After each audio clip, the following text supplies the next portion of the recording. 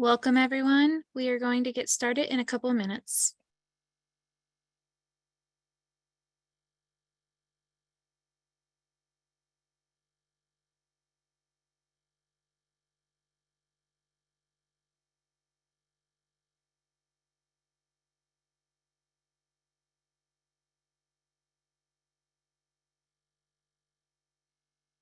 Again, if you're just joining, we will get started in a couple minutes.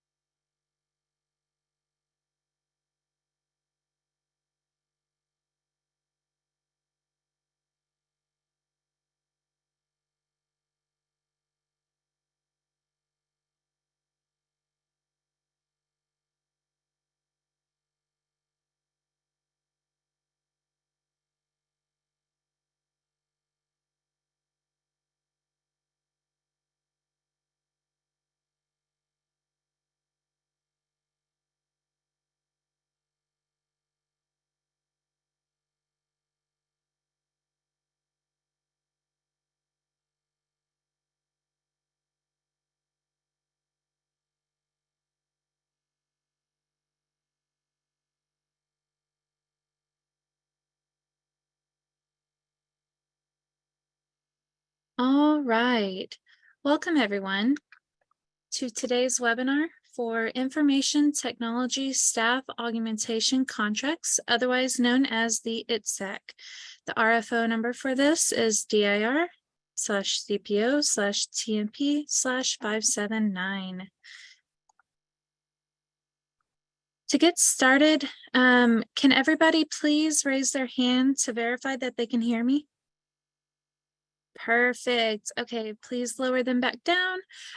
We're going to go over a few housekeeping rules before we get started. You can switch your audio between your computer and your phone call, or between phone call. All attendees are muted. Please submit any questions in the Q&A. All the chat will be disabled, and this handout will be available in the addendums. I will now turn it over to Alexis. Good afternoon, everybody. First and foremost, thank you for attending our meeting, our vendor engagement. We are very glad to have you in attendance, and I look forward to speaking to you about the upcoming procurement. I'm going to go ahead and do an introduction of the speakers and the staff. Today we will hear from myself, Alexis Jemerson. I am the procurement lead for the upcoming ITSAC solicitation. I will be the sole point of contact for this solicitation once it is posted and for any questions leading up to that solicitation. We have Brianna Bellinger. She is our hub coordinator, and she will be speaking to the hub portion of this presentation. We have Vanya Raymakers. She is also part of the cooperative procurement team as a procurement lead, and she will be going over a portion of the slides to tell you about our solicitation process. And we have Marie Cohen. She is our statewide digital accessibility program manager, and she will be going over the digital accessibility requirements in our solicitation process. Next slide.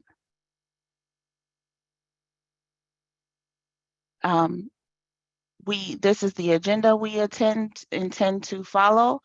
We will be going over scope, a DIR overview, a cooperative contract solicitation process overview, electronic and information resources accessibility, hub subcontracting plan, responding to DIR solicitations, and giving general information for vendors, next steps, discussion, questions, and conference closing. Brianna, I'm sorry, can we go back one slide? I forgot to introduce, we will also be hearing from Stephanie Harrison, which is our Director of Cooperative Procurement. She is our leader and our hero here at the cooperative contract team. So I am sorry for that oversight. Next slide, Brianna. Next slide. Okay, so we will go over the scope. The objective of this upcoming RFO is to solicit responses from potential respondents to provide information technology staffing to eligible DIR customers acting by and through the Department of Information Resources, otherwise known as DIR. This will be a re-soliciting of the former RFO or closed RFO DIR-CPO-TMP-579, which the now current contracts that are viewable on the DIR website were a result of awards made from this RFO. DIR may make multiple awards from the upcoming RFO. With the new RFO, DIR expects to create contractual vehicles that satisfy statewide procurement requirements for IT staffing services and improve the efficiency of the procurement process for our customers. It is important to note that if you were awarded a DIR contract under RFO DIR-CPO-TMP-579, you will need to submit a response to the new RFO ending in 579 once it is posted to the ESPD in order to be considered for award for the next round of ITSAC services contracts. Next slide. Okay. The market engagement goals. The purpose of this market engagement is to inform vendors, new and old, of upcoming solicitations. We want to also promote hub vendor networking and remove barriers from new and old vendors for responding to solicitations. We want to promote competition and reduce costs. All of these things help us bring better solicitation and get better responses from the vendor community. Next slide.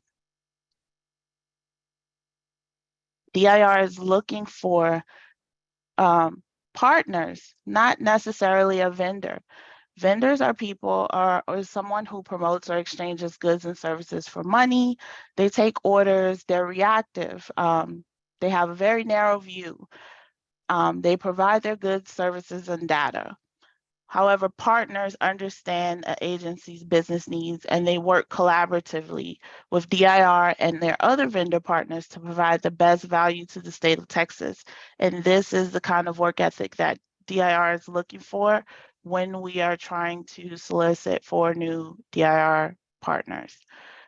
We need vendors or partners who understand our business needs, who are proactive and make recommendations, and who look at the whole picture and use the data that they receive to interpret and make better solutions for our customers. Next slide. DIR partners, again, we understand our customers' needs. We offer solutions and delivery methods that meet next generation customer demands, and the vendors or partners can deliver on that understanding through offerings that contribute to the overall success for DIR, its customers, and themselves. We want our partners to be successful as well, and so that is our philosophy when we're soliciting for services. Next slide. This event is designed to engage with the vendor community and others that have an interest in the RFO. DIR is definitely sharing information, and we are also interested in your feedback. Participants may use the Zoom communication features to ask questions and seek clarification regarding upcoming RFO scope and the solicitation process. You may also provide feedback regarding this RFO, including the current state of the ITSAC staffing market or other aspects. There will be a question and answer portion at the end of this where we will look at the Q&A and answer all the questions that are provided. Next slide.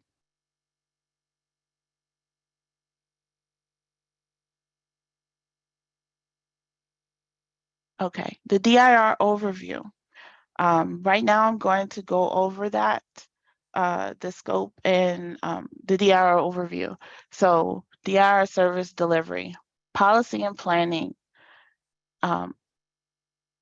We have strategic planning and provide IT standards and report on state technology.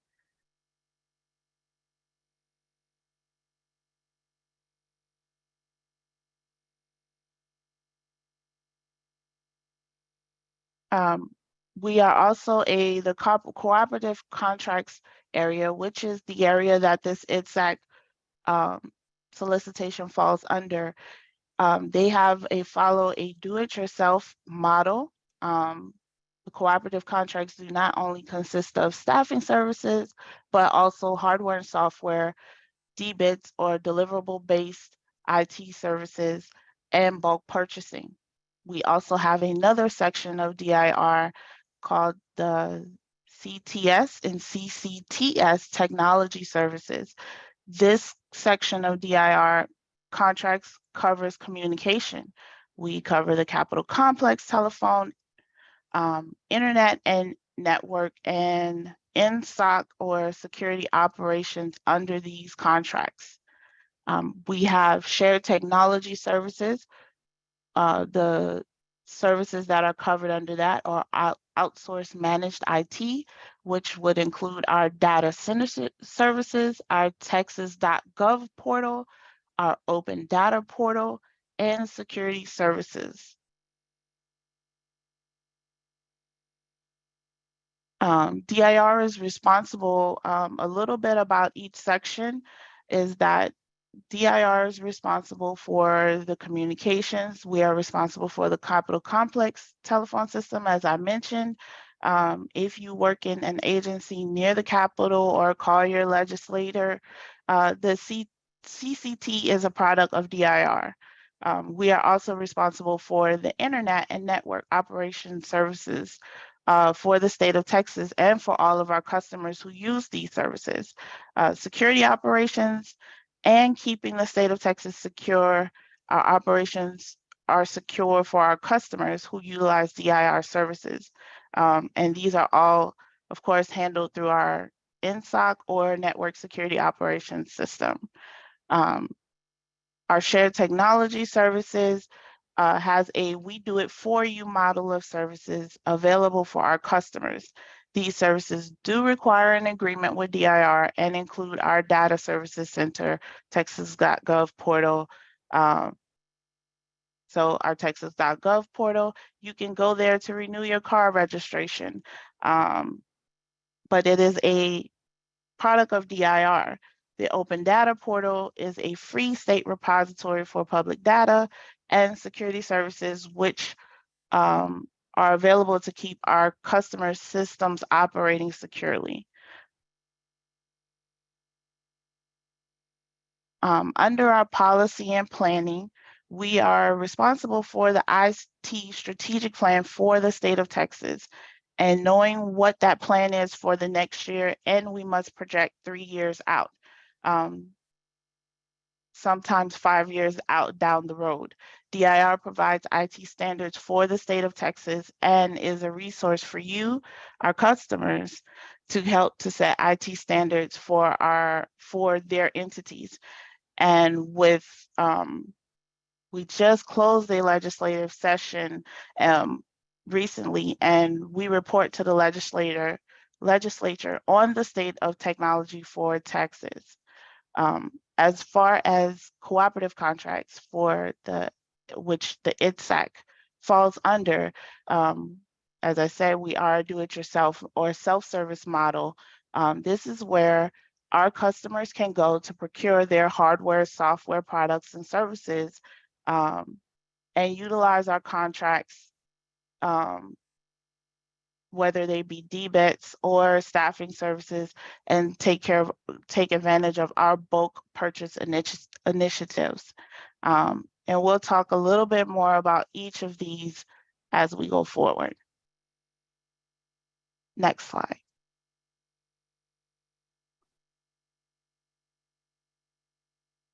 Here is a listing of the eligible DIR customers.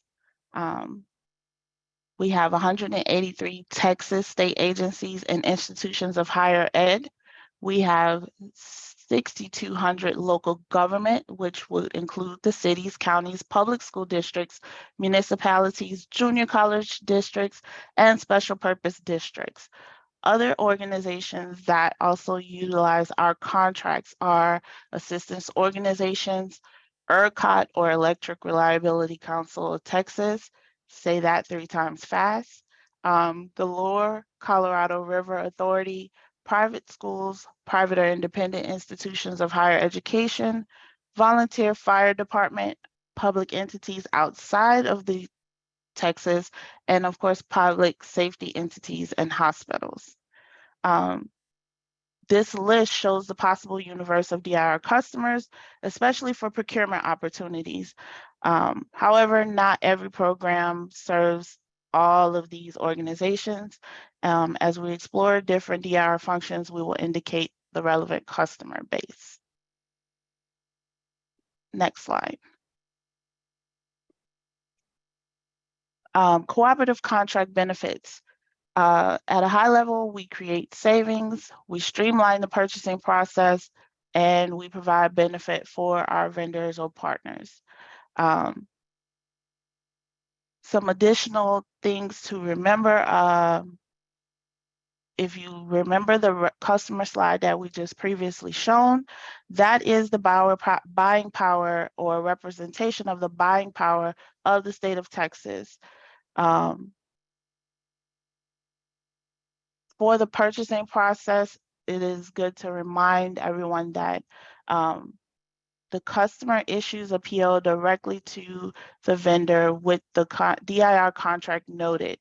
And so that is the interface that you will have with the customers, that they will use DIR's contract vehicle to issue you a purchase order for whatever items, goods, or services that the customer is trying to purchase.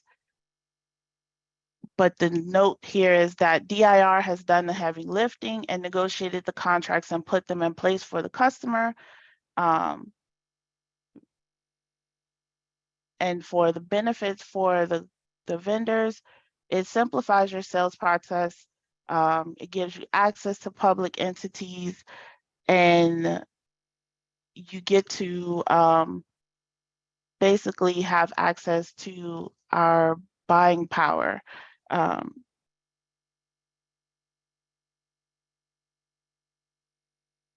But it also reduces our purchasing and contract cycle time. It makes it a less lengthy process to get goods in hand for the customer as well as our partners. Next slide. Okay. Here we have an overview of our sales from the fiscal year 2022.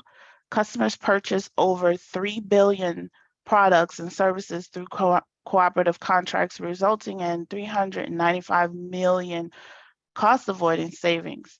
And that is 3.5 billion with the B. This pie chart presents sales through the program by customer group. So those previous groups that I mentioned, local government, higher ed, K through 12, state agencies, and then those out-of-state agencies and assistance organizations. So it is broken down by percentage of which customers have bought where. The interesting note is approximately 35% of this spending was spent through our hub vendors and resellers. Next up, we will have Vanya Raymakers, and she will be going over the cooperative contract solicitation process.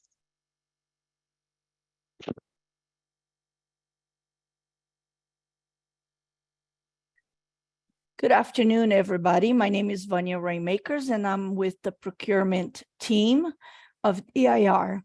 I would like to clarify that this market engagement are giving vendors, we are giving vendors an overall picture of DIR, but don't lose sight that this information is strictly for its SEC solicitation. Okay, so next slide. So DIR solicitation process for everything that we do begins with planning. And we do a lot of planning in order to assist vendors to prepare for responding to an RFO. So what we do here when we send out a pre-solicitation notice, we do a market engagement, we request comments, we talk to customers, we do surveys, we plan the solicitation. While we are doing that, we are providing the vendors the ability to work on their own planning to respond to this RFO. So when vendor says, when you're going to post this RFO, don't wait until the RFO is posted for you to begin working on your solicitation response. There are many pieces of the puzzle that you can start doing it while we are planning the solicitation, okay? Once we finish the planning, we do the solicitation, we post it to the ESBD. We will have a pre-solicitation conference. We will have a question and answer period. We will respond and provide you instructions.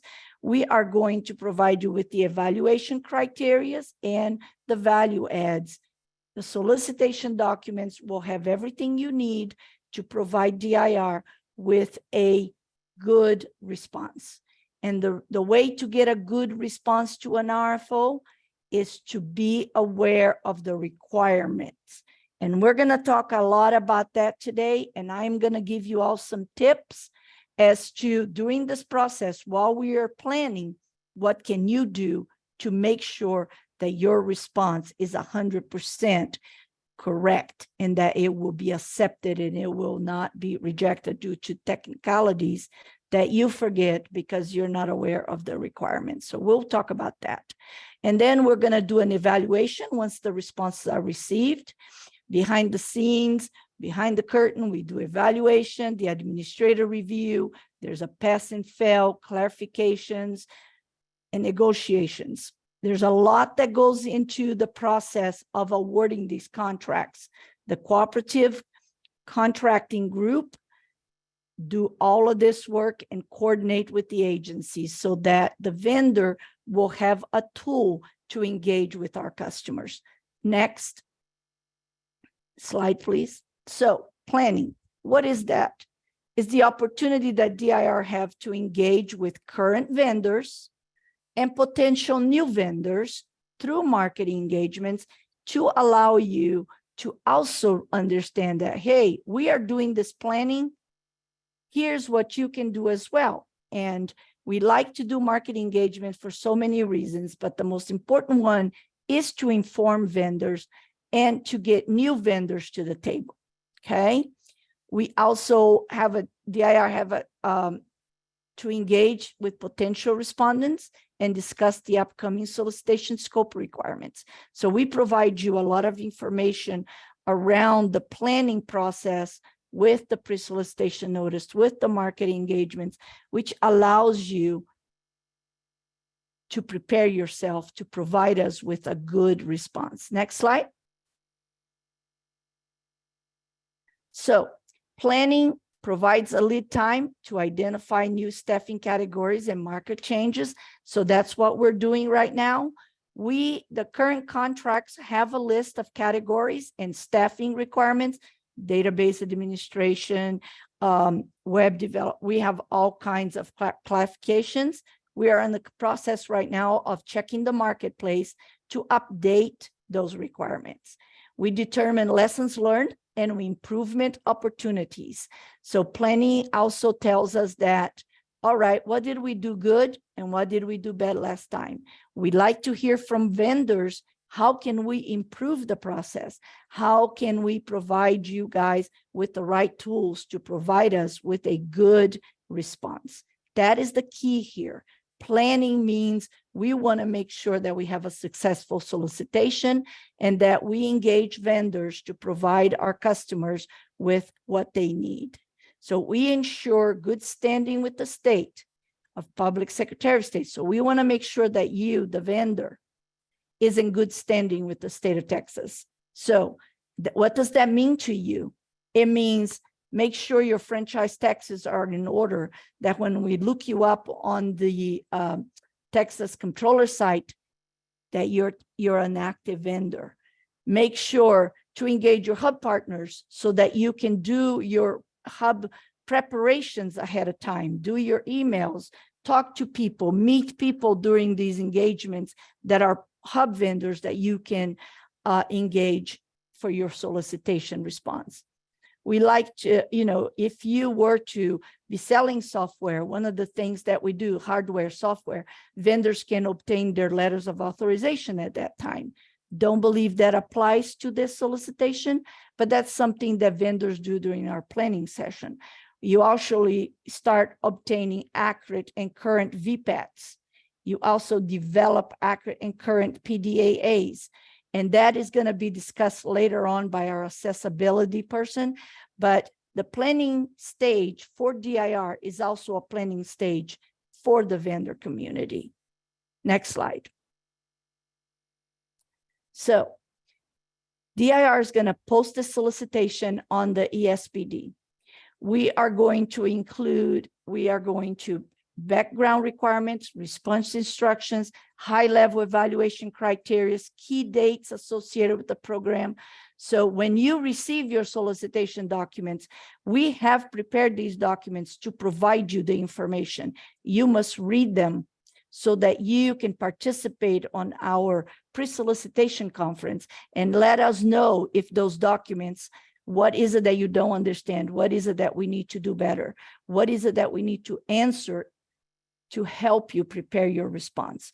So we also look at your questions during a designated period through the rolling question and answer process.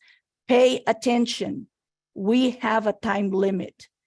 In a solicitation, we will tell you questions are due by this date. You can provide us question throughout the time of this solicitation. However, the questions have a deadline. You can ask questions after the deadline, but chances are they will not be on the answering process and posted as an addendum to the website. So if something is not clear, ask for clarification. That's why you get the solicitation first, and your solicitation pre-conference is not until 10 days later, so that you have time to read the documents, get your questions in order, so that if something needs clarification, that we can provide that to you. DIR may post addendums to the solicitations. Be sure to monitor the ESBD for updates. Number one thing vendors always forget: DIR's responsibility is to post to the ESBD. We do a lot of extra mile work to keep our vendors absolutely up to date and give them notices through our bid stamp system, through emails, through our website. But don't forget, all of those things are what we call extras. The vendor's responsibility to check the ESBD for addendums. So telling us, hey, I missed that addendum, I couldn't provide you the response required. Well, those are not excuses. Those are things that you need to be responsible for. Okay, next slide. So we are going to establish designated point of contact for a solicitation. Make sure you don't talk to anybody at DIR but that person. Don't email anybody at DIR but that person that is designated.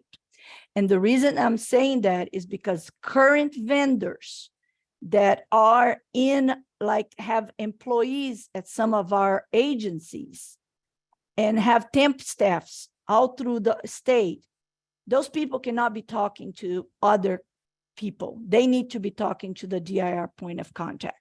So keep that in mind, okay?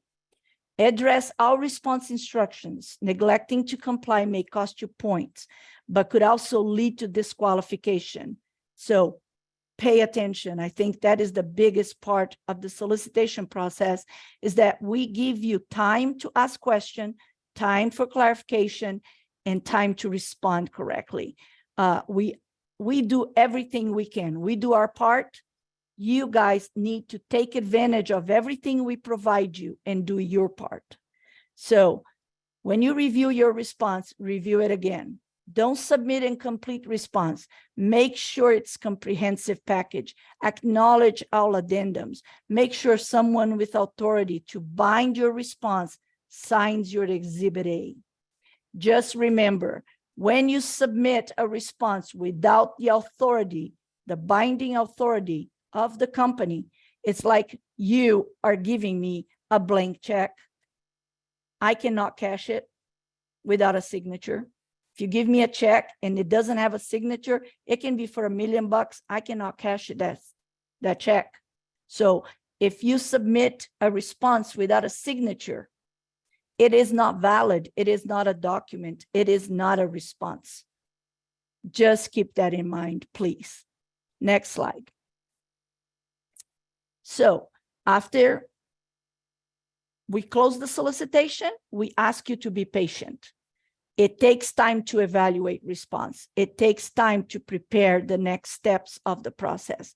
DIR is going to receive hundreds of responses for this solicitation.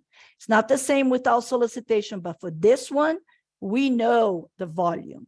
So you need to be patient with us because it will take time for us to review everything, to evaluate everything, and then to be able to provide you with the answers that you need. Be sure to comply with the agency interaction policy. Avoid contacting DIR personnel beyond those identified in the solicitation. DIR may conduct vendor discussions to clarify requirements of your responses, but that is going to be done through that procurement lead in charge. DIR will notify respondents once evaluations are completed, and DIR has identified the apparent awardees to indicate whether they are invited to negotiations or not. Just remember, because you're invited to negotiation does not mean that you get a contract. There's a lot of steps between the invitation to negotiate and a contract award. So throughout that period, you have to keep together all the rules that goes along with the solicitation. Next. So DIR considers any new information obtained orally or in writing throughout the process.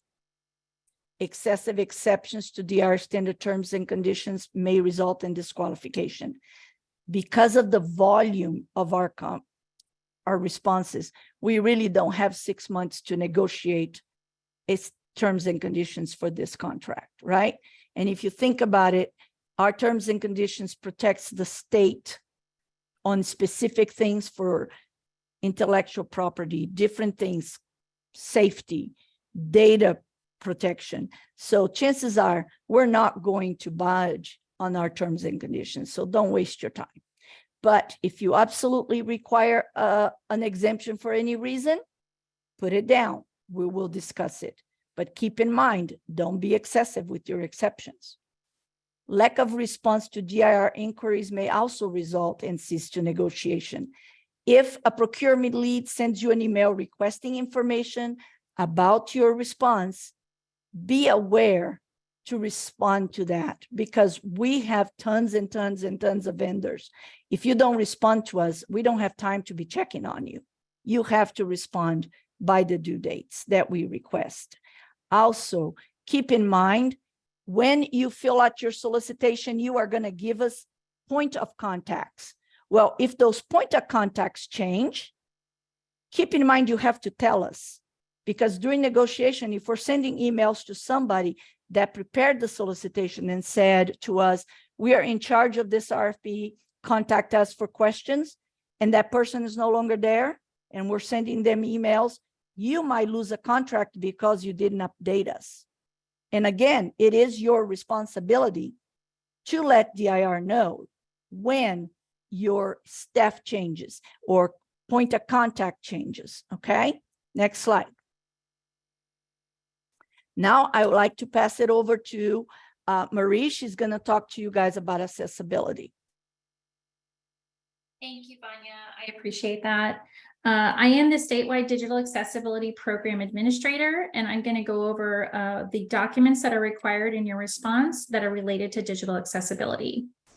A little bit of background on digital accessibility. This refers to the inclusive practice of designing and building technology that removes barriers for people with disabilities. That is the main crux of what we do in this program area. We just want to ensure that all Texans have access to technology and to content that the state provides. We do have statute that supports this. Texas Government Code Chapter 2054, Subchapter M. We also have rules that we've created. TAC 206 has to do with website requirements. TAC 213 is all other electronic and information resources. And then we follow industry standards with the World Wide Web Consortium, and our baseline standard is WCAG 2.0 AA. There is accessibility documentation that is required. Some of it is required regardless of your product or service offering, and then some of it is dependent on what the product or service offering is in your response. Next slide, please. So the supporting documentation, we do require policy-driven adoption for accessibility, vendor self-assessment, and I'll talk about that more. It is a required document and could potentially disqualify your response if it's missing or if it has a score of 0. We also have a vendor accessibility development services information request for non-product offerings like mainly development services. We have an accessibility conformance report. This is tied to product offerings, which I don't believe applies to this particular solicitation, but I'll go ahead and mention it just for your own education and reference.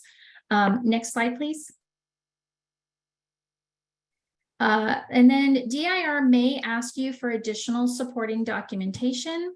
And I'd also like to note that while DIR's baseline requirement is WCAG 2.0 AA, our agencies and institutions of higher education may have a higher standard. So there are agencies in Texas or higher ed that require WCAG 2.1 AA. So just be aware that however your product was tested, they may require it to be tested at that level. So they may ask you for an updated ACR.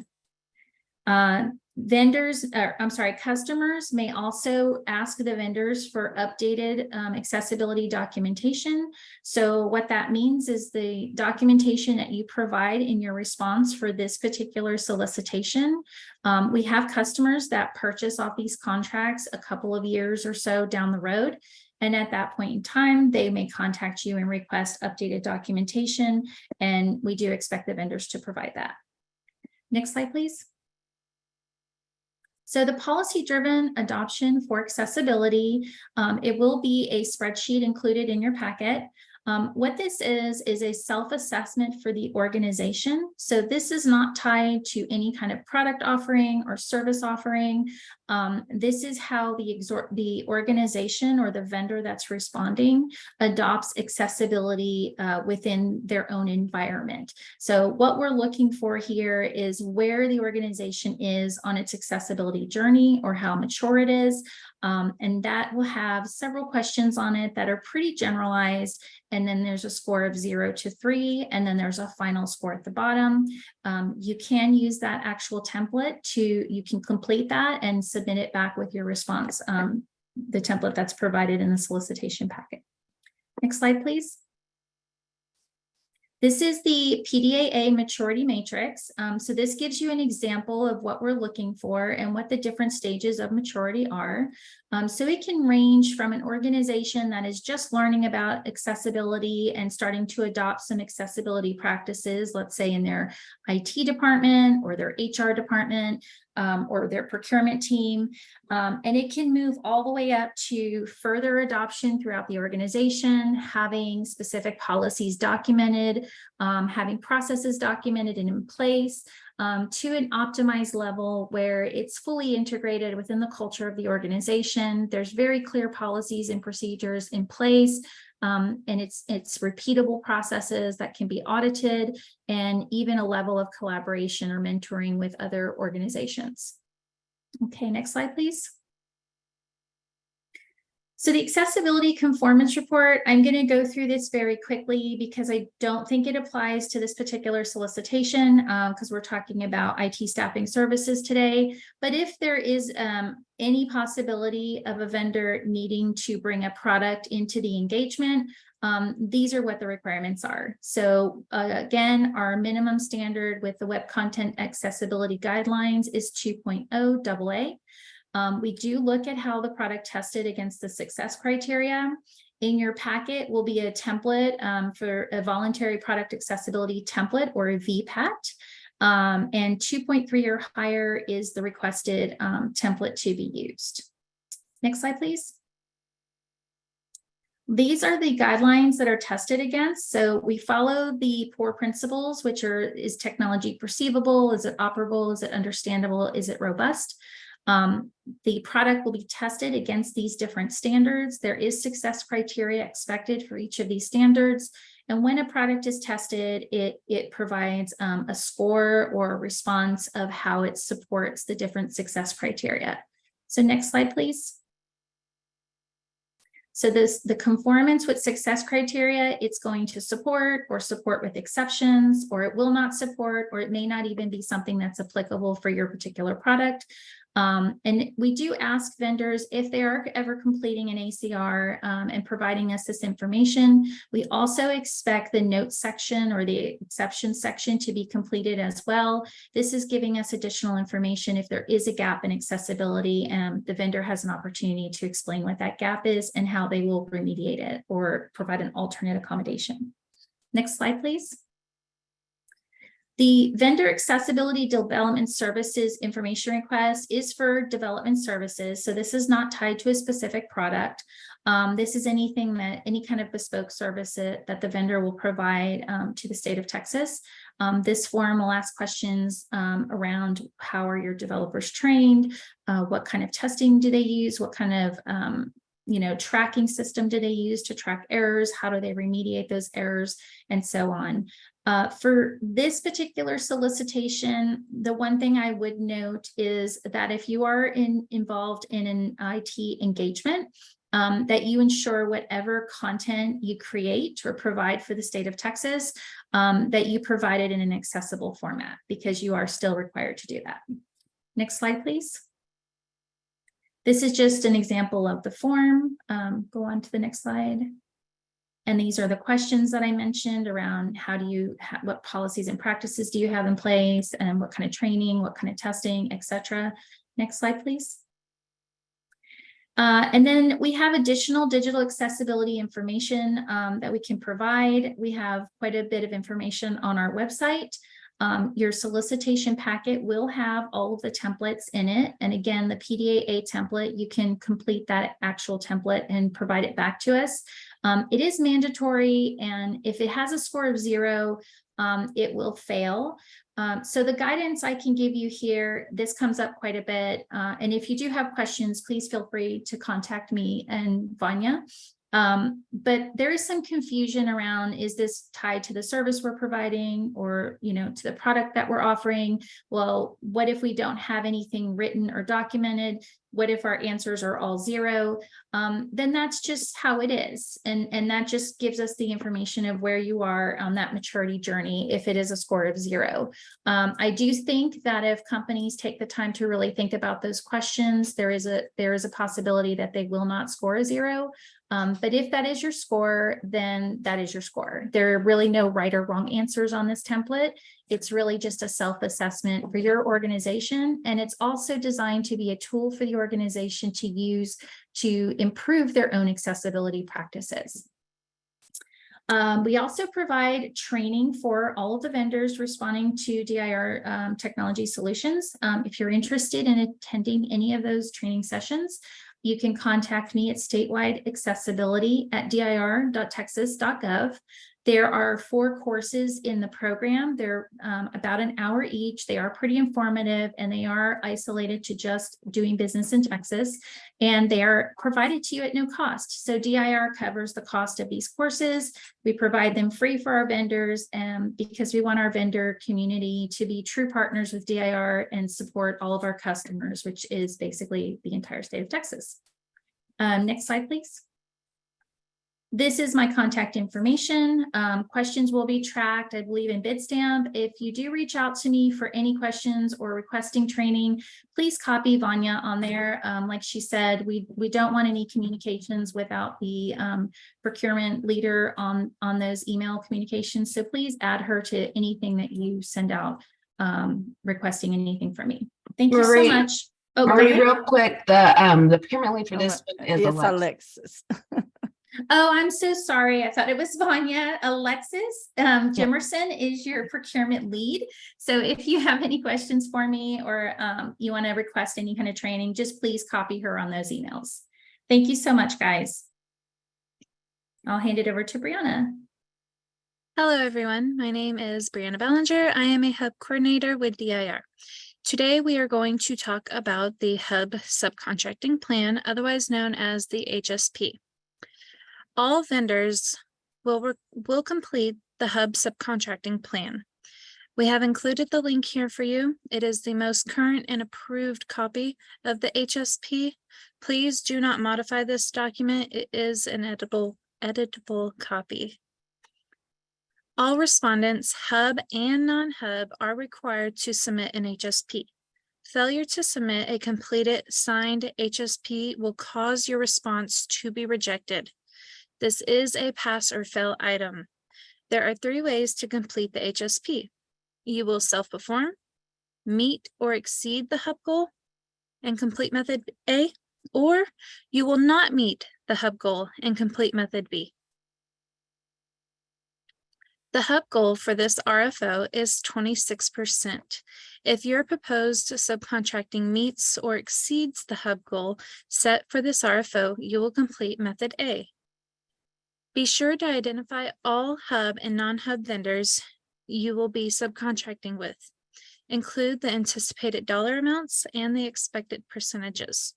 The to be determined option is not allowed. So you will complete section 1, 2, 4, and method A. Don't forget to sign and date your HSP in section 4. If you are going to subcontract below the hub goal, you will complete method B. Be sure to solicitate to a minimum of 3 hub certified companies and 2 minority trade organizations. You must allow them 7 working days to respond prior to the RFO closing. Include all your outreach emails, or if you have handwritten ones, you can include that too. So for method B, you will complete section 1, 2, 4, and method B. Don't forget to include the approximate dollar amount and percentages. If you will be self-performing, you will complete section 1, 2, 3, and 4. In your self-performing justification, you will identify how your company will fulfill this contract with its own staff, equipment, resources, or anything else. Do not say you will be subcontracting in the future or if you will need to. Tell us how you will self-perform. We've included the contact information here for you. Please remember that this is a pass or fail document. We will provide a complimentary review of your HSP prior to the due date. You must contact us no later than 7 days prior to the due date of this RFO. We are here to assist you in completing the HSP. And that's all I have.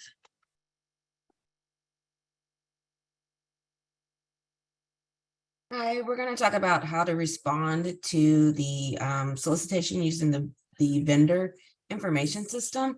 And before we move on, I just want to say really quickly that even we have assistance for the hub subcontracting plan. Please don't wait until 7 days prior to the submission to send those in. The last time we solicited for this, there were almost 400 vendors that responded, and there's no way that those can all be done 7 days prior. So please plan accordingly, and you will hear that throughout my part of the presentation. Please do not wait to the last minute to get things set up. Next slide, please.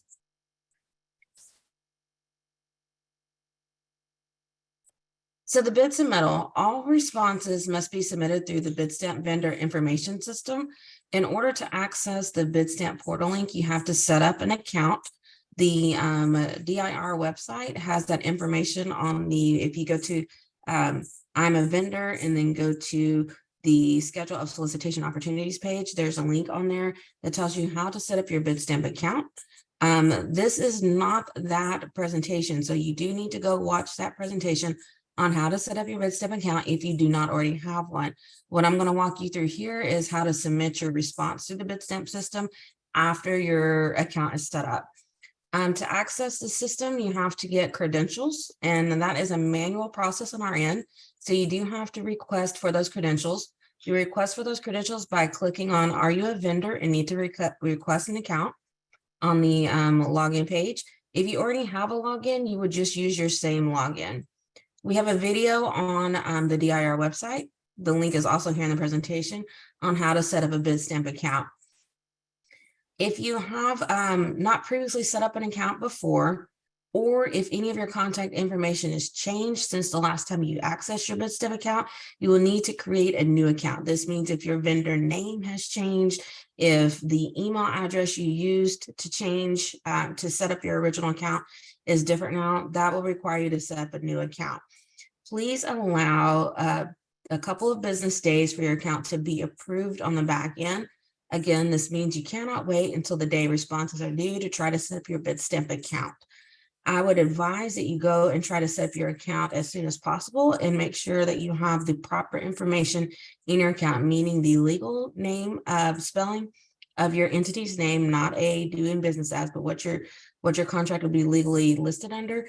And then make sure that all the users are using that same name whenever they're setting up their account. Each user will need to set up their own bid stamp account. Next slide, please. You are allowed up to 5 users per account, but everybody does need to request their own login credentials. Persons with disabilities who seek an accommodation under the American Disabilities Act may request those in writing to Alexis. Please allow at least 5 business days to respond. We do expect everybody to use the bid stamp submission portal if possible. However, if you have an ADA accommodation, you may submit that request in writing to Alexis. Next slide, please. So responding to solicitation, after the account is enabled, the vendor will submit and manage RFO responses from the bid stamp or vendor information system portal. We call them interchangeably bid stamp or VIS. Again, this allows up to 5 users. You must use the login credentials that you created or you received after you create your account, which will be emailed to the email account that you utilize whenever you set that up. Next slide, please. After the account is enabled, you can submit and manage your RFO responses. Go ahead and click again. That open solicitation box in the middle will allow you to go to open solicitations. Next slide. Once there, you would go and create, or to create a new response, you would go to the solicitation number that you're interested in. For this particular RFO, it is DIR-CPO-TMP-579, and that is the ITSEC solicitation. Next slide, please. Once there, that will take you to creating a new response. Please pay attention to the date and the time that the responses are due. We have a courtesy posting on here on the bid stamp information system as to the date and the time that those are due. That is all Central Time. And that's very important. It's always going to be 2 o'clock Central Time. The date might vary depending on if we add an addendum, which extends the date, but you want to be sure that you're checking the portal as well as the electronic state business daily for any changes to the submission date. Let's see. Once the date and time have passed, you will no longer be able to submit a response to your bid stamp system. You'll be able to look at it, but the submit button will be gone. So it's very important that at 2 o'clock on the day that the response is due, that you have your submission in prior to 2 o'clock Central Time. If 2:01, that button will disappear and it won't let you submit your response. That includes any issues. So again, don't wait until the last minute to try to submit your responses because there are so many that are going to be submitting responses at the same time. If there's any technical issues, there may be an issue with you getting your submission in by the due date and time.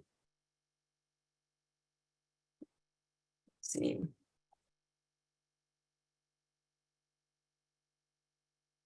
So in order to create a new response, you will either hit the respond to solicitation. Once you've started that, the next time you go into it, it'll say view response. So that button, once you've started solicitation, changes to view response. When you click on the respond to solicitation response, it'll allow you to resume your progress on an existing RFO response, or if you're doing it for the first time, to initiate. The Ask a Question button allows you to submit questions directly to DIR during the question and answer period. Those questions can be submitted up until the question submission deadline date. That also has a time associated with it, indicated in the RFO and on the detail page.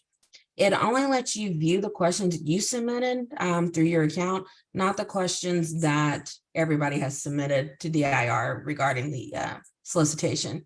The subscribe to solicitation button lets you basically follow the progress of that solicitation. Even if you're not planning on submitting, you can still subscribe and you'll get the notifications, but you must also enable on your contact the receive notification buttons in order to receive the notifications pertaining to that solicitation. The view solicitation documents actually is a link to the electronic state business daily that will take you out to the official documents for the RFO solicitation. Next slide, please. This slide's a little bit busy, but I'm going to walk through it as best as possible. What you have here is what the screen actually looks like once you're in your view response or submit solicitation. The buttons at the top, you have delete, submit, ask question, create pricing form, add hub subcontracting form. All of those, I believe that add hub subcontracting form, actually that button is disabled at this time because we want you to utilize the form that's in the RFO posting and submit that with your RFO response instead of the electronic hub form that we previously had in Bitstamp. The delete button actually deletes all the information that has been submitted with response record before the response before you actually hit submit. That's actually like a kill switch button for everything that you've entered so far. Once the response has been submitted, if you change your mind and you don't want to submit to the proposal anymore, that button will change to withdraw and you'll have to withdraw your response you've submitted. The submit actually submits your record and all associated documents that you have to date. That's saying that you're ready for DIR to look at the information that you have once the due date and time have passed for the solicitation to responses to be received. We have added a modification to the Bitstamp portal that allows you to continue to submit documents right up until the due date and time that the solicitation responses are due. So you can submit, and then if you forget a document or you realize you needed to update the document, you can make those changes up until the time and the due date of that the submissions are due.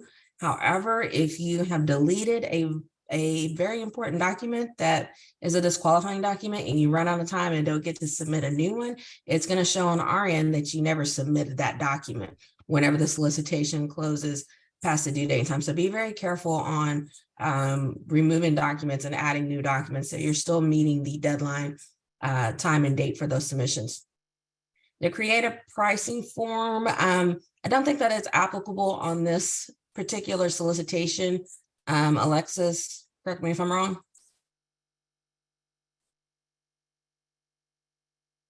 I think we're good there. So the create and pricing form is if you're submitting products. This is all services, so we wouldn't have the pricing form on this particular one. The RFO response documents, this is where you load all the documents that you're required to submit through the proposal. The electronic state business daily will have the documents that you need to complete and fill out. Some of those documents, the Exhibit A and the hub subcontracting plan, require an actual signature. That can be an electronic, a recognizable electronic signature. So you cannot type a name in and that count as a signature. It needs to be something like a DocuSign or Adobe Sign or something where it's a verifiable electronic signature, or you can print out those pages that require a signature sign them, and then upload them back into the document set. Whenever you are looking and uploading your documents, make sure that you have uploaded everything that is required in the solicitation. Make sure you've named them appropriately and that you follow the schematic that is within the RFO document for naming and for what is required in your document set. On the vendor reference form, this is a courtesy button that DIR allows you to send your reference forms directly to your references from the Bidstamp portal.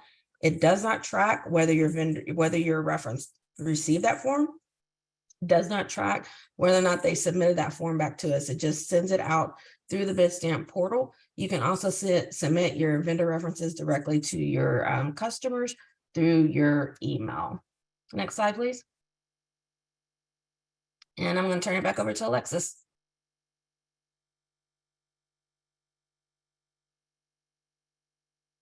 All righty, good afternoon again. General information for the vendors.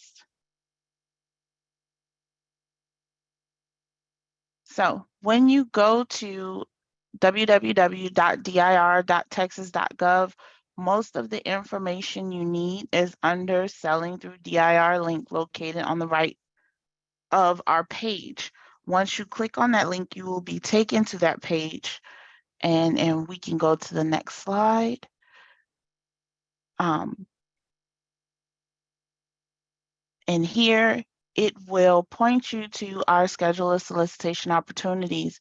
This is where you can see a listing of all the solicitations that DIR has on our planning schedule, on our solicitation schedule for the fiscal year. And depending on what time of the year it is, it may also have some future solicitations for the next fiscal year. Next slide.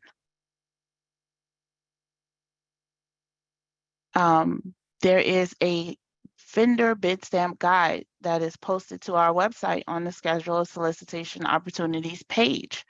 The link is provided in the slides. And you can click on this and it will take you to our online solicitation portal. And this step will be after you request your credentials for Bidstamp access, which Stephanie just went over a little while ago. Next slide. 5 lessons learned. Top 5 reasons evaluations and contract negotiations are delayed or terminated. I believe Vanya and Stephanie have both touched on this, but we cannot stress enough incomplete responses. Please make sure you're submitting a complete response. Please ensure that you allow yourself enough time to submit your response and then ensure that the system has accepted it and that is a complete response, that you follow the instructions and you are not missing any information or any of the required documentation. Item number 2, missing pricing form. For this particular solicitation, we will not have a pricing form, but it is one of the top reasons that evaluations and contract negotiations are delayed or terminated altogether. Item 3, incomplete hub plan. Brianna touched on what the requirements are for the hub plan. It is very, very important that you fill those out and do your due diligence and do them completely. If you don't understand, please request assistance in advance of the required due date for the submission response. Do not wait till the last minute, guys. It does not work out well when you do. Item 4, missing or incomplete VPAT or PDAA. Again, complete documentation. Please fill out the documents as requested and prescribed and have them submitted on time. Item number 5, excessive material or material exceptions. Excessive or material exceptions to DIR standard terms and conditions. This makes for a lengthy negotiation process. If you make it too difficult for us to negotiate with you, we may not be able to negotiate with you. So please bear that in mind when taking exceptions. Please ensure that it is something important to your organization so as not to delay any negotiations or have them terminated. An additional reason is vendor information on the response not matching what is in the Dun and Bradstreet website. Please ensure that if your company has gone through any name changes, location changes, that all of your information is matching in all of the websites. It does slow us down. It does create delays. Next slide.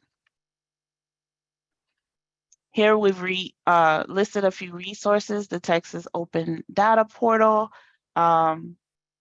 We also encourage, highly encourage you to regularly check the Electronic State Business Daily. The link is provided here, and our DIR page with our schedule of solicitation opportunities, the link for which is featured here. Or if you would like more information on how to do business with the state of Texas as a whole, please visit the Comptroller's website, and that link is listed here as well. Next slide. Okay, general information. For general inquiries regarding this RFO, again, you can please contact me, Alexis Jimerson. I am the procurement lead for the staffing RFO, the upcoming staffing RFO. If you have inquiries regarding the bid stamp VIS, please contact Stephanie Harrison with a CC to me. For inquiries regarding the hub subcontracting plan, please contact Teresa Williamson at the email address listed with a CC to me. Correction, I think the hub group would like you to send those inquiries to the dir.hub@dir.texas.gov group email box. Is that correct, Brianna? Yes, just in case Teresa is out. I'm learning. I remembered from last time. So please send hub subcontracting plan questions to the DIR hub group email box. And if we could also CC me, that would be outstanding. Next slide. Next slide. Next steps. The release of the RFO is expected for September of 2023. That's right, guys. We have not posted this to the ESBD yet, but we do plan it is scheduled to be posted September 2023. The RFO solicitation conference will be 1 to 2 weeks following the RFO release. The RFO posting time will be approximately 8 weeks. Responses must be submitted as specified in the RFO by the due date and due date time. Please adhere to the points of contact in the RFO once it's posted. Until then, interested parties may contact individuals listed on the prior slides for questions regarding the RFO, bid stamp, or hub related matters. But again, to prevent a slip up in timeline, please just CC me, Alexis, when you're contacting everybody so that no one is outside the parameters for contacting DIR personnel. Next slide. Okay, we have entered the discussion and questions portion. Brianna, do you want to read off the questions, or would you like me to do that?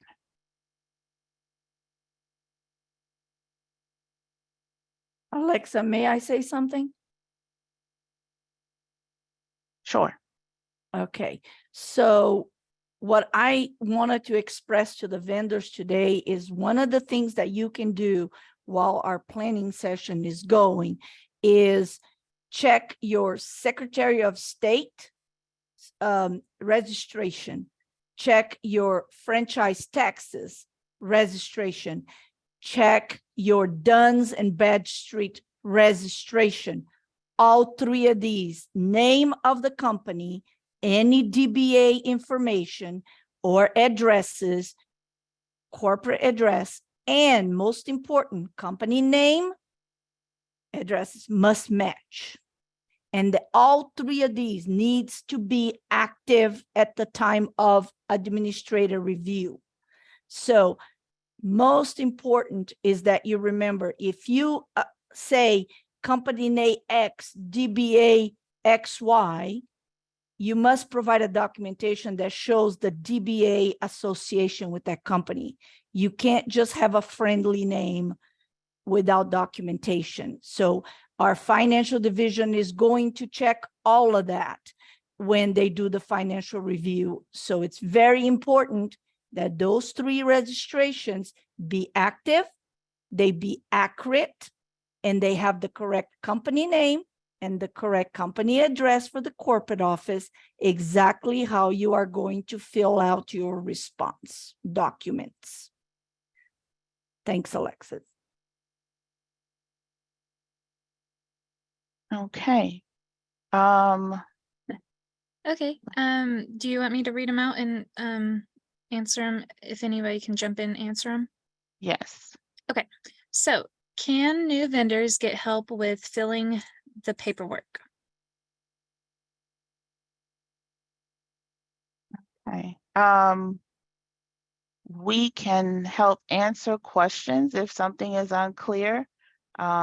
And for the hub and accessibility forms, those, yes, there is help to ensure you're filling them out right. But again, you have to leave time for us to review and get those answers back to you. So please don't wait until the end. And the hub forms actually have a timeline that you must submit by in order to get them back.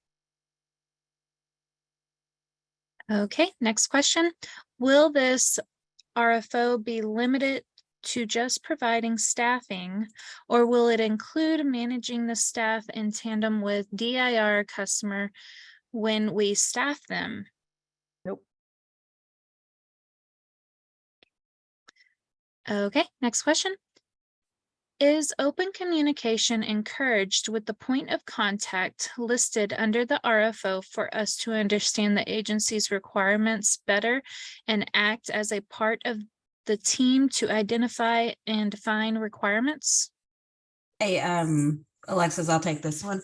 Okay. So this is a RFO for master contracts under DIR. DIR is not the customer at this time, although we can be our own customer in the future.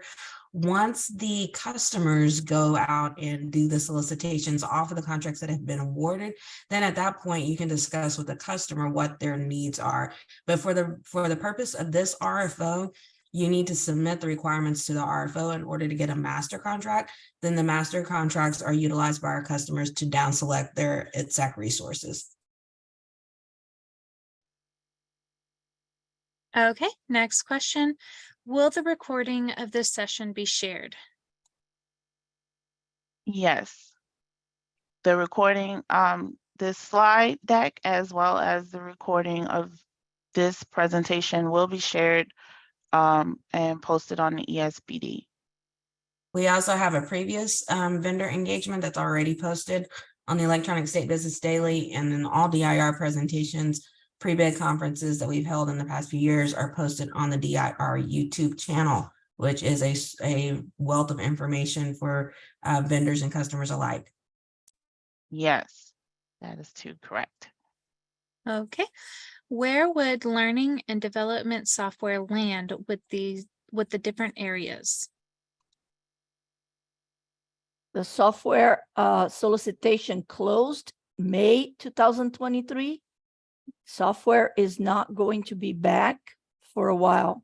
As far as other solicitations, this one is not for software.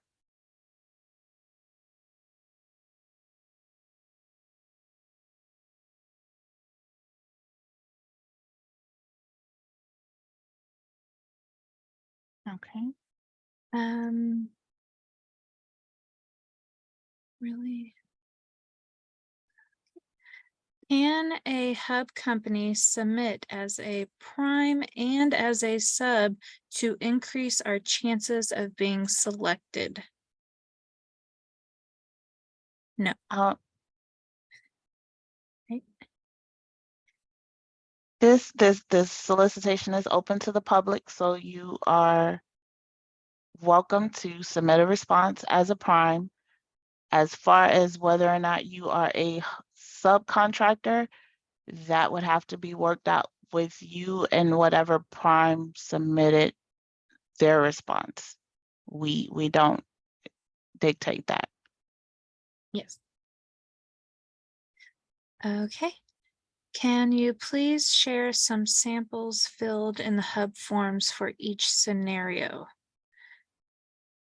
The hub form can be found on the comptroller's website. You can also go to our DIR website and go to somebody's contract page and view their HSP to see how they have been filled out.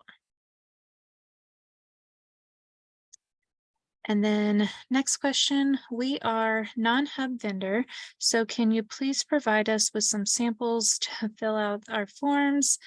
So same answer. You can submit, if you would like help filling that form out, you can submit it to dir.hub@dir.texas.gov, and we can help you fill out that form.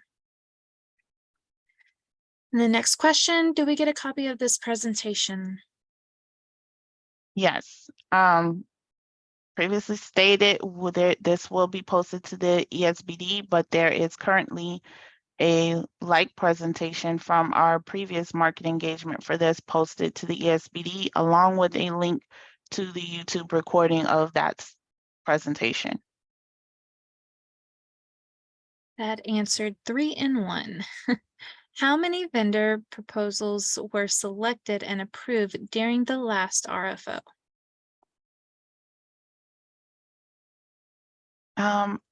I believe we have a total of 162 active ITSAC contracts right now from the last RFO.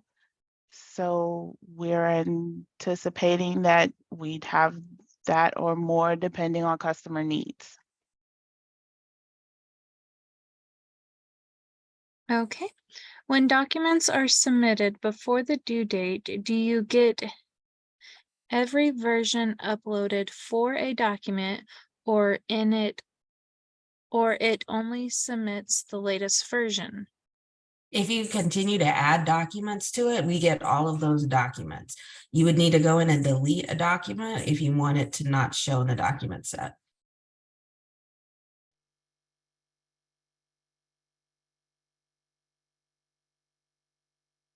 Okay. Is there a Let's see. monetary cap on ITSAC contracts? These are $0 contract awards through the co-op contracts. The customer utilization spend, it varies, and it depends on what it is that they're utilizing ITSAC for as to what their threshold is.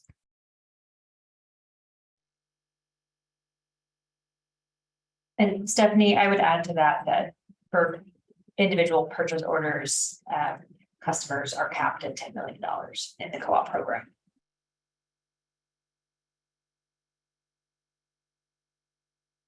Okay, next question. Can you please repeat the 3 registrations? I think you're talking about the what you need to do to make sure you're eligible to do business in the state of Texas. Yes.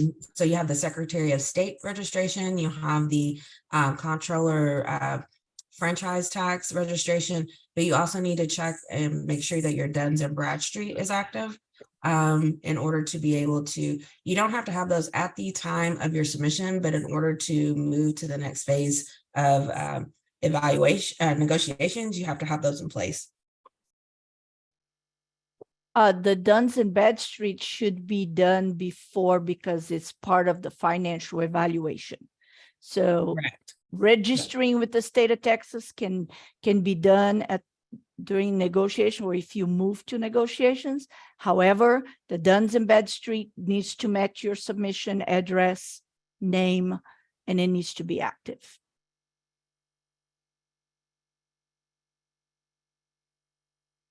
Okay. Is it possible for new businesses who have few or no prior public sector references to win an ITSAC contract, assuming all other criteria are met?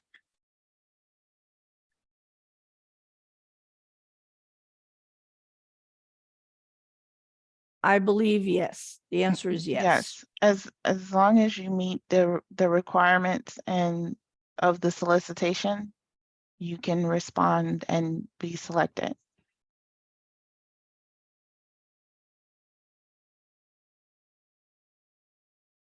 Okay. Do you have to be hub to gain approval as a vendor? No. Approved as a vendor, what are they talking about? Need to clarify that question because DIR does not keep a list of approved vendors. Okay, so I'll go ahead and clarify. You do not have to be a hub to submit a response to the solicitation or to be awarded a contract. Because DIR, Vanya is correct, we do not provide or hold a list of approved vendors. The vendors that are on the DIR website and the DIR contract holders are awarded respondents. Okay. Next question. ITSAC doesn't have previous year's accessibility in VPAT. What is the reason for ITSAC to have VPAT? I will answer this one. I think Marie laughed. She did. So I will answer this one at a high level. When the previous solicitation was published, this was not a requirement. And so new requirements are required to us by the state, we have to incorporate them into new and future solicitations. So that is why that is there.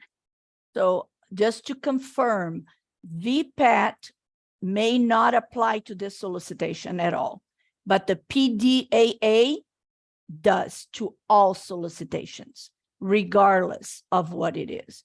So when we complete the solicitation posting, you can read it at that time. We will be very direct as to what forms you need. But as of right now, from what we know, the PDAA is what you're going to need to do on this round.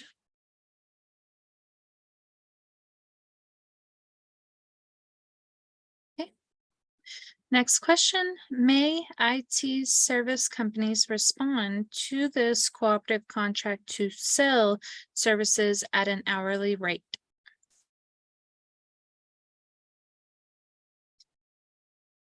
If it's a staffing service for IT, this is staff augmenting services. This isn't general like repair services or maintenance services or software maintenance services or anything like that. If the company is a staff, you're providing actual people to go out and do jobs like temporary services. This is the RFO to respond to.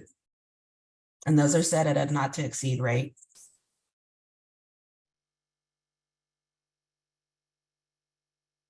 Okay.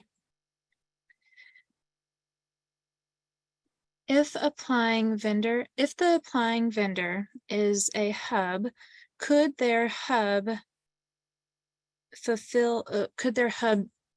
designation fulfill the hub requirements? I can go ahead and answer that. If you are self-performing, that's one way, but if you are subcontracting, you still have to meet that hub goal. So you cannot use your company as a subcontractor. And then next question. On Hub, if my organization has capability to do everything required in the RFO on my own, do we still need to have a Hub plan? Yes. Hub vendors and non-Hub vendors are required to complete the HSP. And then what is the master contract? The master contract is the awarded contract awarded to the individual respondent. So our contract numbers have numbers, and you'll be given a number for your contract. It is a master contract, it does not have a dollar value associated with it. It is just the vehicle that our customers use to issue a purchase order to the vendor.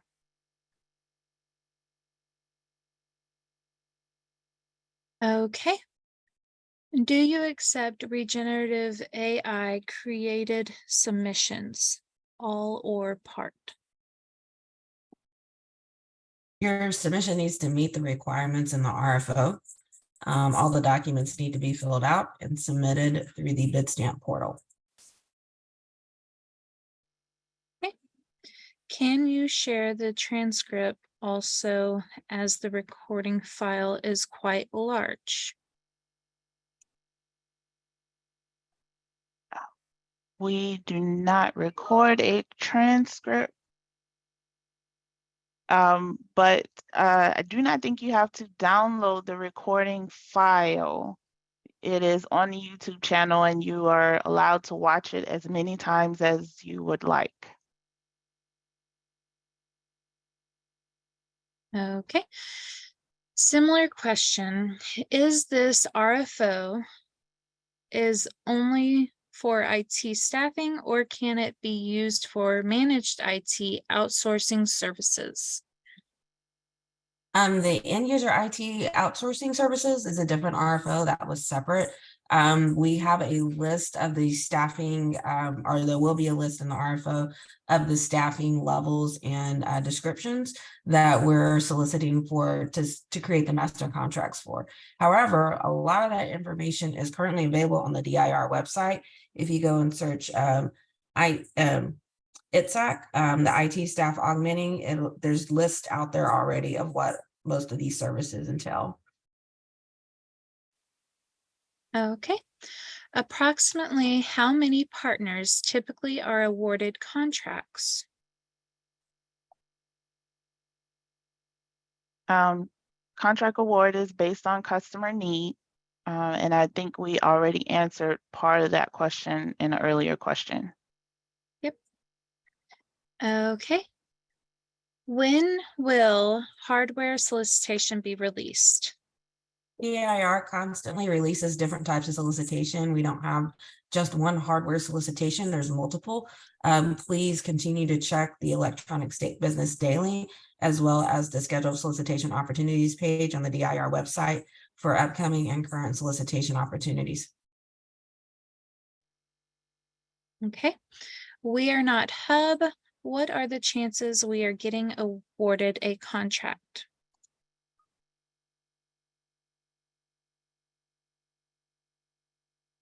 I think that question was answered previously. Yes. However, whenever we award the contracts, these are, again, we're setting these for the customers to utilize. And so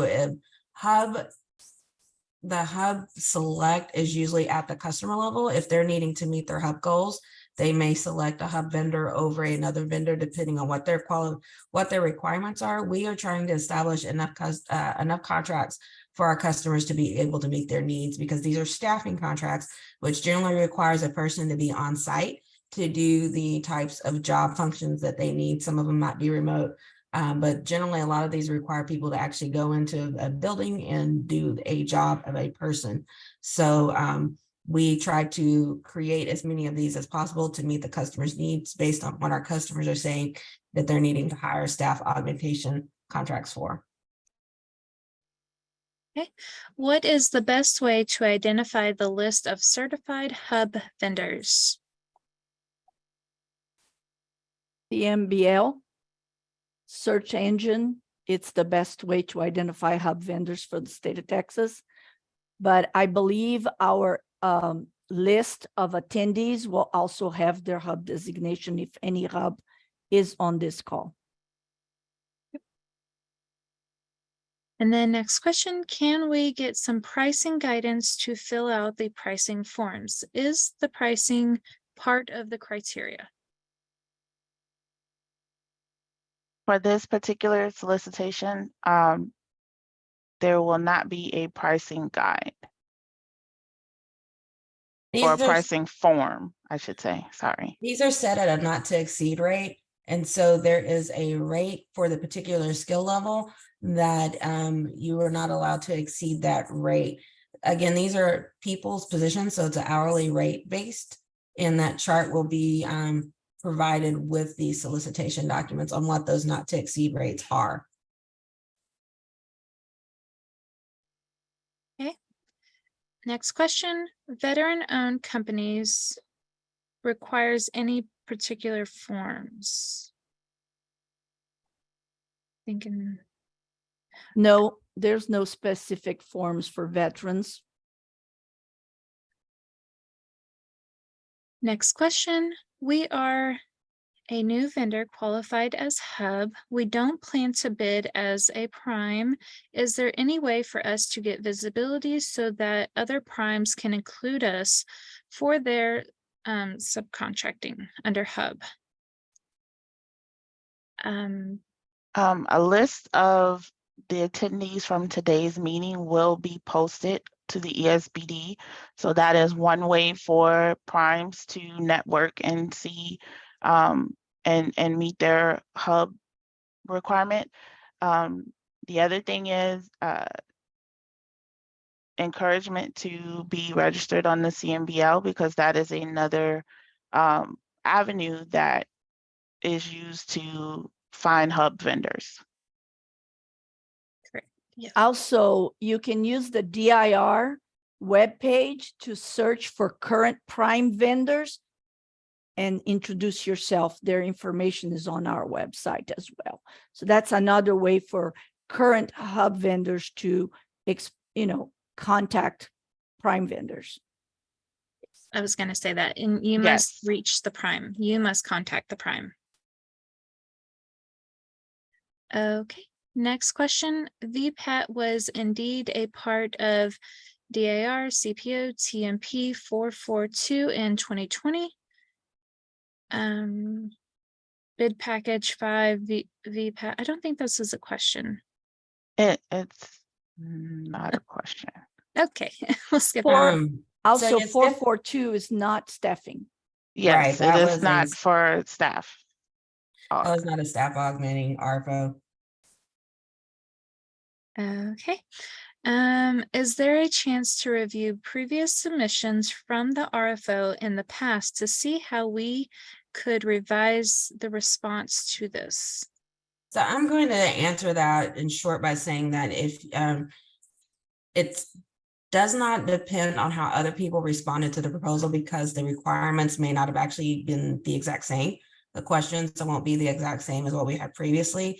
It's more important that you review the response and respond to the RFO with the information that you have to the best of your ability, and answer all of the questions that we are asking on the RFO documents at this time.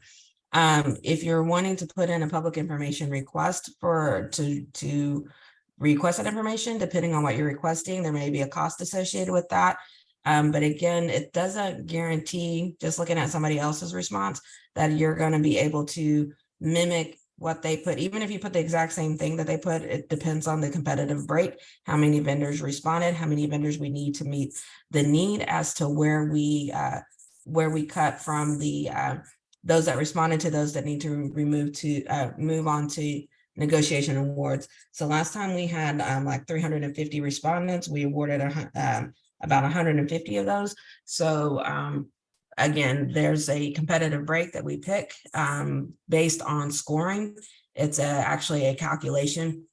It's not a random pick, it's a calculation. And then if you score high enough in that break, within that group, within the offerings that you're providing, then you move forward. So it's not just a clean, like I can copy and paste somebody else's response and get a contract. Okay. Next question, how do we add our name to show that we were present? There is a listing. If you registered for this event, which if you're on here, you registered, your name and company name will populate in the attendee list that generates from this webinar, and that listing will be posted to the ESBD. Okay, next question, what is the difference between a prime and a sub? A prime is just our short way of saying primary. You are the primary performer. A sub is you're serving as a subcontractor under a primary vendor. So example of what that would look like is I am X Technologies and I am the prime vendor. I am awarded a contract and I have a list of subcontractors that are also able to perform work under my contract, and they are Marvel Technologies and Wonder Woman Tech, with Wonder Woman Tech being the sub and X Technologies being the prime. Okay. Next question. Sorry guys, I like superhero movies, so there was my references. Well, they said it makes total sense, so we're good. We are capable of self-performing on this RFO. Does this reduce our chances of a contract awarded by DIR?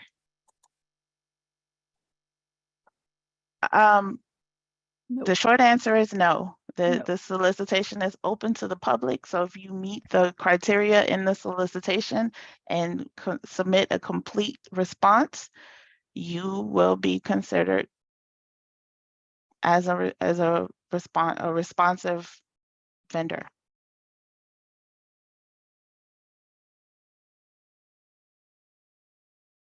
Okay. Next question. Which business category shall I select to find Hub and CMBL?